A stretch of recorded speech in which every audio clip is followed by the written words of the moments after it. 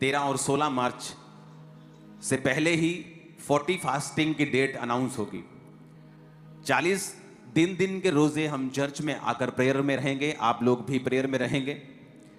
Prayer points मैं यहां पर नहीं बताऊंगा, वो जब आप जो लोग वहां पे होंगे उन्हीं के साथ मिलकर उन प्रार्थना पॉइंट्स के साथ हम प्रार्थना करेंगे। मैं आपको बता रहा हूं, कुछ ऐसा हो रहा है जो किसी ने सोचा नहीं।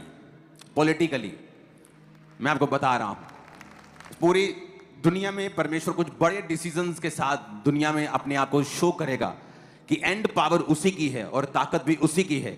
और उसी ने नबूकदनेस्सर को गद्दी पे बिठाया था और उसी ने उसको उतार दिया था। क्योंकि जब नबूकदनेस्सर, बाइबल कहती है, फूल उठा और कहा कि मैंने अपने ही ताकत और अपने इन्हीं हाथों की ताकत से पूरे साम्राज्य को बनाया है, तो परमेश्वर ने उसे गिराने का फैसला कर लिया। और बाइबल कहती है 7 काल यानी 3.5 साल उस पर बीते, उसके नाखून और बाल बढ़ गए और उसने बैलों के साथ घास चरी और वो पागलों के समान जीवन बिताया। और जब टाइम बीत गया और उसने आसमान की ओर जब निगाह उठाई और कहा, परमेश्वर तू ही है जो राज्य को देने वाला और तू ही लेने वाला है, तो परमेश्वर ने उसके राज्य को फिर से रिस्टोर किया, फिर से उसे वापिस किया। अब समय आ चुका है, हम प्रार्थना करेंगे पूरी चर्च के साथ मिलके, फास्टिंग के साथ, क्योंकि ये बड़ा इंपॉर्टेंट लेसन है। मोस्टली लोग क्या सोचते हैं, जो लोग आज अपनी प्रॉब्लम के लिए आए हैं, उनकी लाइफ में उनको हीलिंग चाहिए, उनके फादर उनको ट्रबल दे रहे हैं, फैमिली सेटल्ड नहीं है, फाइनेंस सेटल नहीं, उन्हें लगता है कि ये चीजें तो उन लोगों के लिए हैं जो लोग अभी पूरी तरह से टेस्टिमोनीज लेके बैठे हैं, जिनका फाइनेंस सेट है, जो बीमार नहीं है, जो सब कुछ ठीक ठाक हो चुका है, वो लोग इस चीज को रखेंगे। हम तो बस ले हैंड करवाने के लिए आएंगे और प्रार्थना करेंगे। आप जानते हैं बहुत से पास्टर्स भी ये प्रीच करते हैं, और अब मैंने भी प्रीच किया है कि मांगो तो दिया जाएगा। परमेश्वर ने कहा, जो तुम मेरे नाम से मेरे पिता से मांगोगे, मेरा पिता तुम्हें देगा। पर ये एंटायरली ट्रूथ नहीं है, ये पूरा सच नहीं है, ये आधा सच है।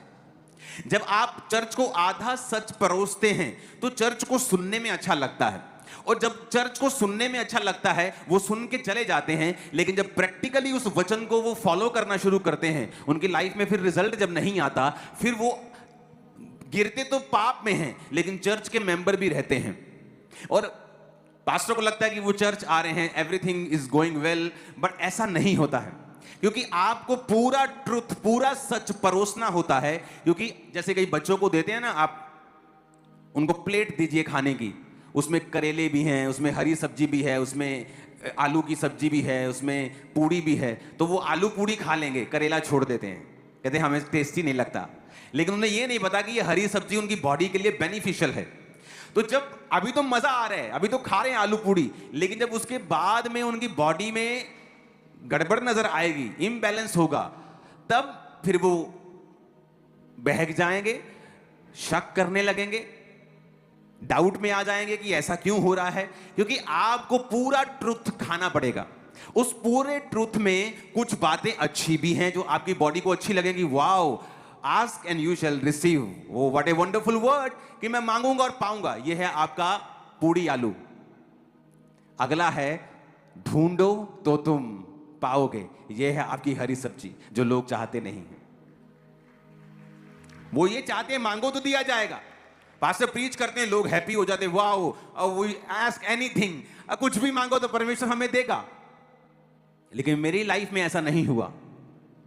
कई बार आप अपनी लाइफ में मांगेंगे, या किसी की आप एग्जांपल ले लें, आज कोई चर्च में बैठा मांग रहा है कि परमेश्वर मेरी मैरिज इस भाई के साथ, इस बहन के साथ, कोई भी इसके साथ, उसकी बहन के, कुछ भी मांग रहे हो आप कि इसके साथ हो जाए या उसके साथ हो जाए।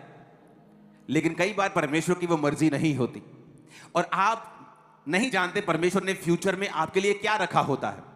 तो आप अगर पहले वचन में ही अड़े हुए हैं कि मांगो तो दिया जाएगा, तो आप जब परमेश्वर उस चीज को आपकी लाइफ में नहीं करेगा तो आप कहेंगे नहीं, ये वचन पूरा नहीं हुआ।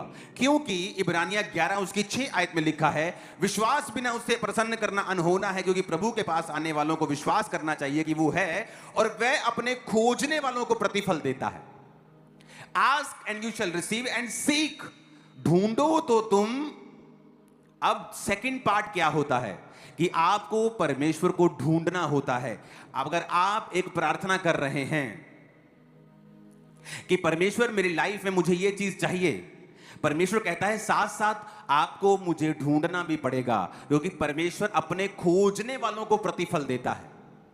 प्रतिफल का मतलब यह होता है कि जो आप मांग रहे हैं, हो सकता है कि वो डायरेक्ट चीज आपको ना मिले, लेकिन जो आपने मेहनत की है, जो आपने प्रार्थनाएं की हैं और प्रभु को खोजा है, उसकी वजह से शायद जो आपने मांगा था उससे भी 10 टाइम 100 टाइम बेटर चीज, अच्छी चीज आपकी लाइफ में परमेश्वर देगा और अपने वचन को वो पूरा करेगा। पर आज कलीसिया जो है वो वचन को पूरा सुनना नहीं चाहती, वो अपनी कानों की खुजलियां मिटाना चाहती है। उसे अच्छा लगना चाहिए, उसे और कुछ नहीं चाहिए। अगर उसे अच्छा लग रहा है तो वो वचन ठीक है।